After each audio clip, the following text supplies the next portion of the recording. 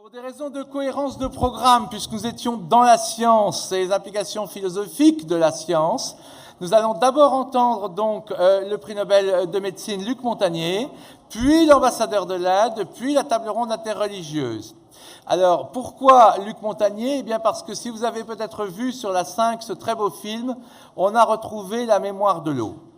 Eh bien, il y a dans la salle le docteur Bernard Poitvin, que j'ai connu il y a 28 ans quand il travaillait avec Jacques Benveniste. C'est un sujet qui est très discuté. Je vous demande de prendre place rapidement, s'il vous plaît. Je dis que la mémoire d'eau est un sujet très discuté, mais potentiellement passionnant, sur les implications concernant le vivant.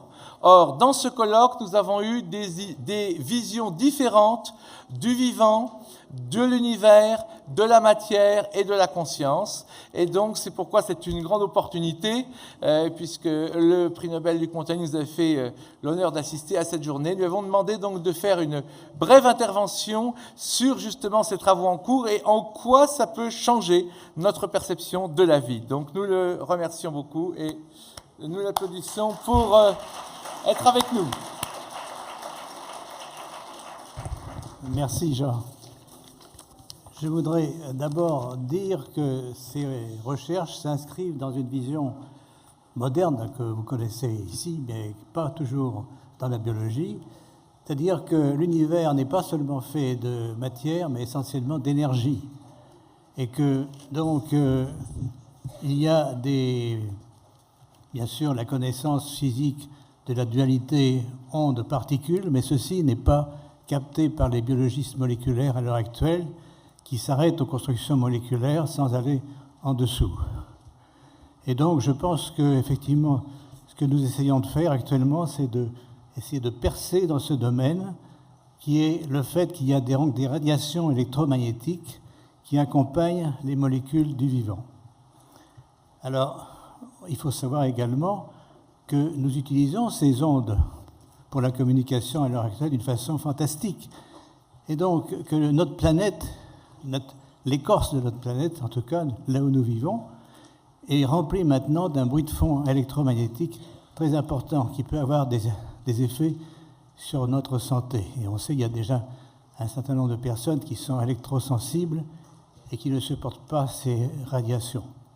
En fait, ceci va continuer de plus en plus. Il ne faut pas s'attendre à une diminution, mais à une augmentation de cette production d'ondes. Et s'il y avait un astronome vu de Sirius qui aurait un télescope qui est captant ces fréquences, il verrait que la planète est une sorte de soleil maintenant et qui rayonne sur toute la surface, peut-être aussi en profondeur. Voilà, donc ça c'est le premier point. Le deuxième point, effectivement, c'est que nous sommes tombés sur des phénomènes difficiles à interpréter et qui sont contraires à ce que certains appellent les lois de la physique, que les biologistes appellent les lois de la physique. Ça va jusqu'aux examinateurs des brevets, mais en fait, ces lois de la physique sont des lois humaines. Ce n'est pas les lois réelles que nous approchons, mais surtout petit à petit, car là, il faut changer de paradigme. Le paradigme, c'est que ces ondes électromagnétiques permettent la communication entre molécules. Et c'est bien sûr les recherches menées la plupart en France, celles de Jacques Benveniste et de son équipe, qui ont lancé montré l'importance de ces communications. Et nous sommes tombés un peu par hasard en cherchant des traces d'agents infectieux chez l'homme. Et je crois qu'effectivement, on n'a pas réalisé en médecine que les principes pasteuriens, une maladie, un agent et un traitement, qui ont été très efficaces, bien sûr, pour beaucoup de maladies aiguës, d'infections aiguës et d'épidémiques, ne s'appliquent plus exactement maintenant. C'est-à-dire que nous avons affaire à des agents qui sont permanents, qui ont appris à résister les défenses immunitaires et les traitements, et donc qui persistent dans l'organisme, dans des sanctuaires, et en faisant à bas bruit ce qu'on appelle des inflammations froides, c'est-à-dire sans fièvre, sans grande excitation du système immunitaire, mais qui leur permet justement de persister. Et c'est en essayant de trouver le mécanisme de ces persistances que nous sommes tombés donc sur un phénomène, c'est-à-dire que l'ADN extrait de bactéries ou de virus, dans certaines dilutions dans l'eau, émet des ondes électromagnétiques que l'on peut détecter, donc pas seulement, essentiellement par leur composante électrique, mais on peut aussi reproduire la structure initiale par le magnétisme, c'est-à-dire par l'induction, la modulation d'un champ magnétique qui entoure un récipient d'eau pure. Et on s'aperçoit que l'eau va être capable de créer des structures sur ce champ magnétique modulé qui vont contenir, maintenir la séquence de l'ADN, c'est-à-dire cet acheminement, cet allongement de bases jusqu'à 500, voire 1000 paires de bases qui donnent le code génétique. Donc, ce que nous avons eu la surprise de constater, c'est que ces phénomènes de laboratoire existent aussi chez les patients. Les patients qui souffrent de maladies chroniques parmi les plus communes et les plus graves, la maladie d'Alzheimer, la maladie de Parkinson, certains cancers, l'autisme chez les enfants, la polyarthrite rhumatoïde et la liste n'est pas limitative. Également, peut-être certaines personnes électrosensibles. Donc, nous avons affaire à une détection qui marche, on peut dire, à chaque fois. Et ce qui est intéressant, donc, ça permet un diagnostic de la présence de ces bactéries qu'on peut parfois donc identifier en espèces bactériennes. Donc, on a aussi des méthodes plus classiques qui permettent d'identifier ces espèces. Mais on peut dire que, d'une façon générale, tous les patients qui ont ces maladies ont des signaux dans leur plasma. Et dans le cas du sida, c'est un peu plus compliqué, c'est-à-dire que l'ADN du virus lui-même émet des signaux, mais aussi un facteur bactérien qui existe dans les globules rouges de ces patients. Donc c'est un peu compliqué.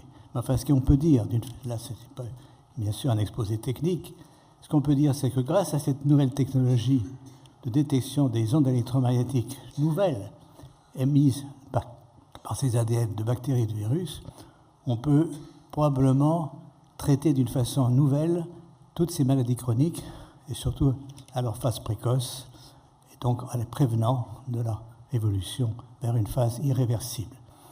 Donc ceci est un nouveau paradigme, donc à mon avis, de la médecine qui va probablement aboutir à une prolongation de la vie en bonne santé, ce qui est un souhait, on peut dire, actuellement de notre civilisation, mais c'est probablement une première étape.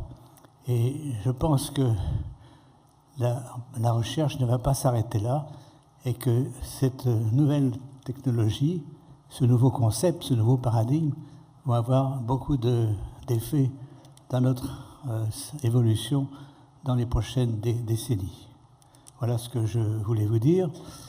Je crois que, bien sûr, nous sommes à un moment un peu clé de l'évolution de notre civilisation. Nous avons été avec fait beaucoup de réussite dans le siècle dernier, puisque la population est passée de 1 milliard à 6 ou 7 milliards dans le dernier siècle.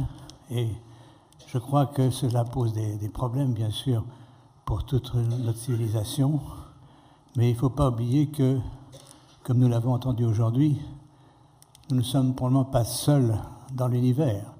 Si effectivement il y a un grand architecte, un créateur de cet univers, il ne faut pas croire qu'il s'est arrêté à nous constituer. Il a probablement fait d'autres essais dans d'autres planètes. Et ce que j'entends aujourd'hui, peut-être la communication sans la distance, peut permettre en fait peut-être d'avoir des connexions à des distances énormes qu'on ne peut pas imaginer également aujourd'hui. Donc voilà ce que je voulais vous dire. Je pense que c'est de l'inquiétude, mais aussi un espoir. Et pour moi, je choisis l'espoir. Merci.